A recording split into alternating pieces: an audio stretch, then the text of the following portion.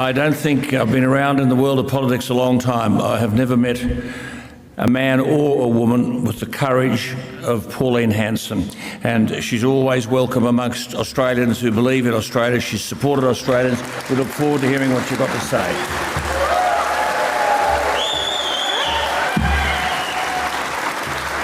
Thank you very much. Well, I'm very proud to be here on the stage tonight with three wonderful men, the great Alan Jones and Barnaby Joyce and Gary Johns. Thank you. This is the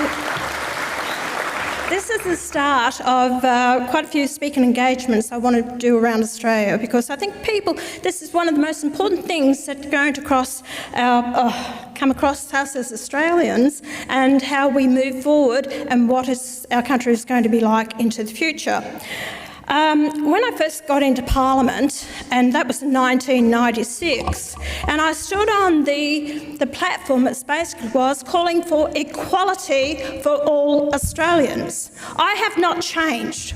That's what I still call for, is equality for all Australians. And in the first lines of my maiden speech, and I was criticised for it by the media, put out lies that I wouldn't represent the Aboriginal people. That actually ended up in the court system by Sir Ronald Wilson, who was very much left, but found that I was not guilty of saying I would not support or represent the Aboriginal people. But there was only a little bit in the back of the newspaper. They never printed it to let people know. So I've copped all this rubbish over the years, how racist I am. Oh, it was their way to put out about me to shut down debate on the issue, what I stood for. Now, when I first stood on the floor of Parliament, the whole issue, and what I said was, this is my land. I was born here. Well, where the hell am I supposed to go? And that still stands true to this day. We are Australians. We own...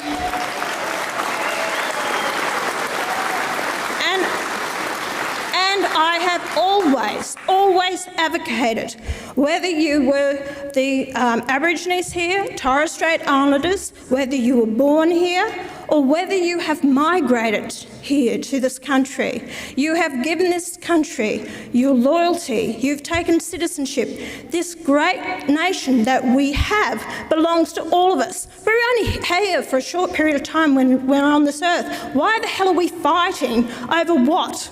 What are we really arguing and fighting over? Because of our colour of our skin, of our cultural background? How ridiculous is all this?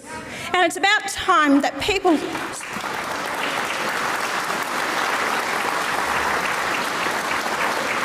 We've got more important things in this country to worry about.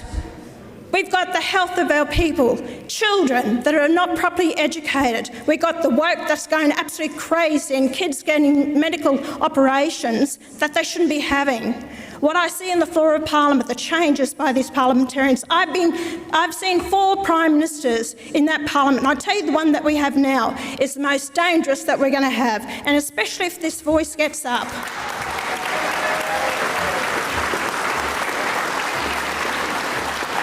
I want to remind, and I suppose most of you were around in the 1967 when we faced the constitutional change then at that time. That constitutional change was to bring the Aboriginal people onto the census so that they would be included in the national census. They were only on the state census at that time, but they wanted to bring them on in the national census. And the Australian people thought, yes, so they should. They always had the vote from the very beginning. In Western Australia and South Australia, the Aboriginal people had the vote prior to the Constitution of 1901, and they were included in it. They were included in the Constitution as well as Australians. But under that 1967 change, they changed section 51(26) of the Australian Constitution, and it basically said at that time, when it was put in by the Founding Fathers, it said that the Commonwealth will make specific laws for any race other than Aboriginal and Torres Strait Islander people. Why they put that in, and I read this in documents, is that when we had the Chinese and the Afghanis out here, they had to put it in the Constitution because there was immigration laws. And they were brought out here to work the gold fields, and for other reasons, and businesses brought them out. So they had to put it in the Constitution to override that so they could deal with it under the immigration to deport the people when they needed to. And there was also the problem with opium. So they wanted to make special laws for that. When the people voted in 1967, they got rid of other than the Aboriginal and Torres Strait Islanders, because the people of this nation, nearly 100% of people, voted to bring them on board as equal to all other Australians. That's what the people voted for. You'll find the most important document, and I brought these here, and I hope if it wasn't on your seat, but you'll be able to get it. It's the Australian Constitution. It's a pity that this isn't taught more in our schools so people understand it. That is what we're lacking. They have kept people in this country dumbed down because you don't understand your rights.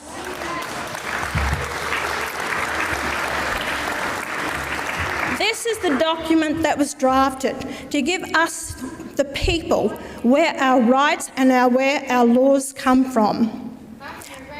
And then after this, when it can go to the High Court, and the High Court, it depends on who's in the High Court, how they interpret the laws, how they interpret the Constitution themselves.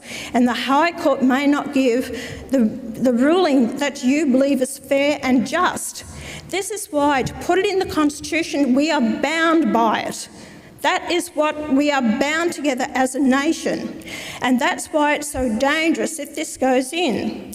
In the Constitution, to say that you give the rights to the government to actually, I'll just try and find the actual wording for it. They've just passed some legislation, a proposed act, right, a proposed law to alter the Constitution to recognise the First Peoples of Australia by establishing an Aboriginal and Torres Strait Islander voice.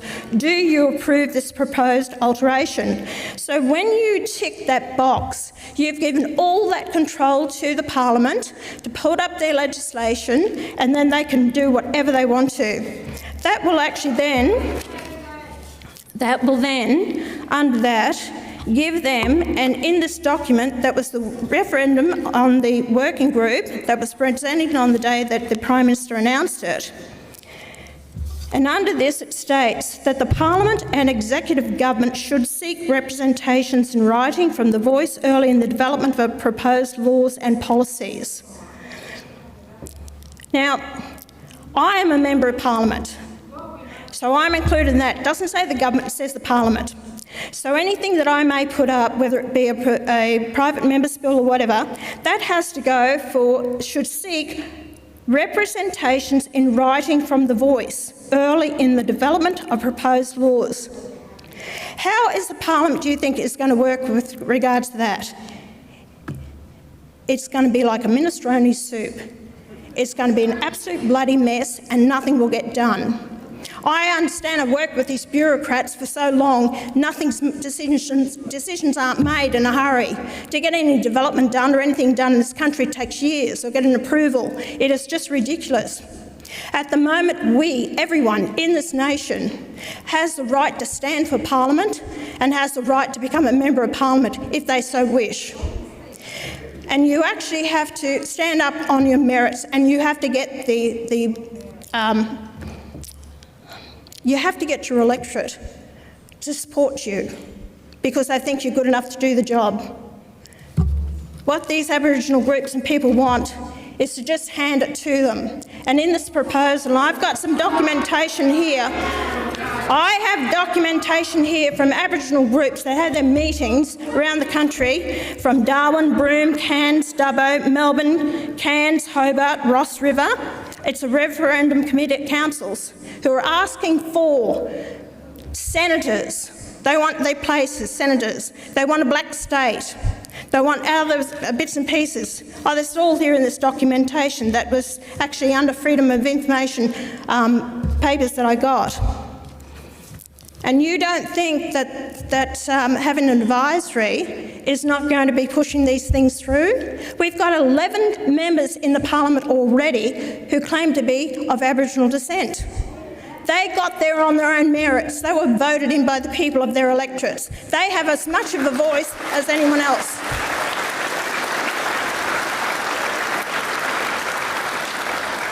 The same as I have. And I have made representations and I have worked for the Aboriginal people, fighting for their causes and what they need as well. Oh, you can laugh all you want to, because you wouldn't have a clue.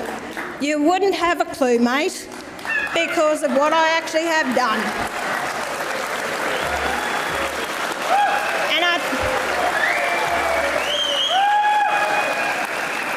And what I find disgusting is that we had, there was about 25 Aboriginal people. And I'm talking about the true blacks from up Darwin and Cairns and that came there. Not the ones that claiming that a bit in them, but they came there. Yes, and you call me a supremacist and you call me a white, but it's okay, but you don't like to hear it because your own people call yourselves black.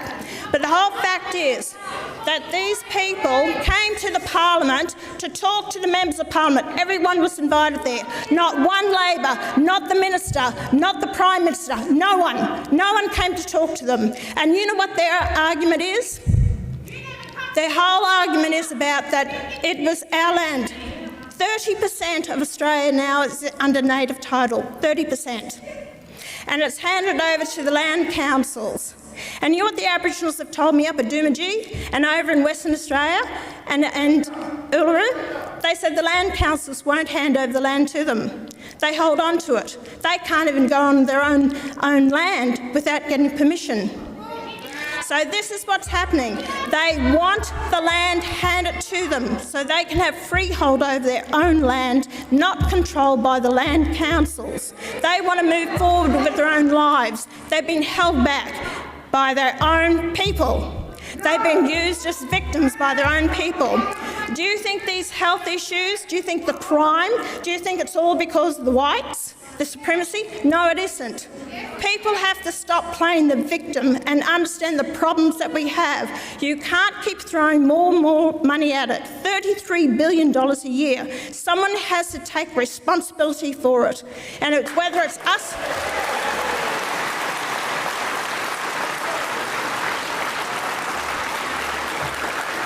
And that is also my responsibility. My responsibility as being a member of the Parliament to speak up on behalf of these people, to try and get some truth and justice out there for the people.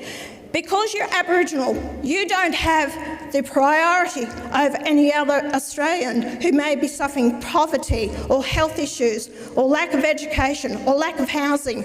You're not the only ones. There are many Australians that are facing those issues as well.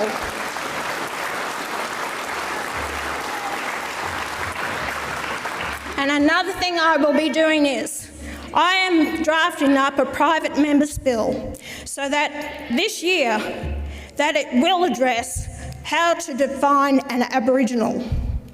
Under the system now, the identity now is the person must identify as an Aborigine, the person must be recognised as an Aborigine by the Aboriginal community, or the person is Aboriginal by way of descent. You know, I'll tell you the figures. In the first census of 1971, there was about approximately 116,000 claimed to be Aboriginal. By 1991, it was 265,000. 1995, it was 356,000. In 2016, about 659,000. The last census, 850,000 approximately. So it increased by 24% between those last two censuses, yet the Australian population only increased by 8% with immigration. So I think we need to have a good debate on Aboriginality, because a lot of people are jumping on the bandwagon and claiming the benefits because they claim to be Aboriginal. That needs to be discussed and debated.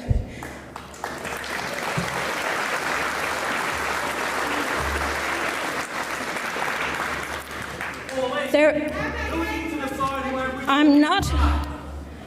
What people have to realise here, and what I wrote, what I have said. I'm not answering questions now. We're going to have a question and answer time, and there was a way that you could actually text for your questions, and the questions will be answered. What this is about is the change in the referendum, and I will reiterate what Alan Jones has told you, Gary Johns has told you, Barnaby Joyce has told you.